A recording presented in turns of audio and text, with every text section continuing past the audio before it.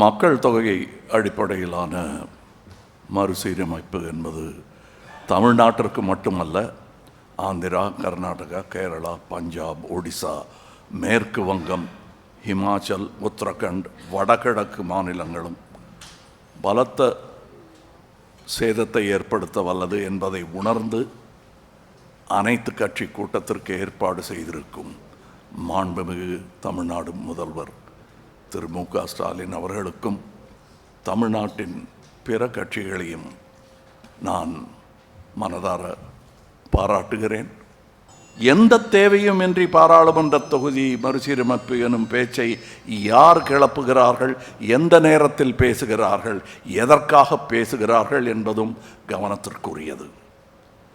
மாநிலங்கள் உரிமைகளில் தலையிடுவதும், வருடாந்திர பட்ஜெட்டில் தேர்தல் வரவிருக்கும் மாநிலங்களுக்கு மட்டுமே அதிக நிதி ஒதுக்குவதும், தமிழ்நாட்டிற்கான நியாயமான நிதி பகிர்வை மறுப்பதும், பேரிடர் காலங்களில் நமது கூக்குரலுக்கு செவி சாய்க்காததும், மும்மொழி கொள்கை எனும் பெயரில் ஹிந்தியை திணிப்பதும், எம் பேச்சை கேட்டால்தான் நிதி தருவேன் எனும் மிரட்டுவதும் ஒரு ஒன்றிய அரசின் செயலாக தெரியவில்லை.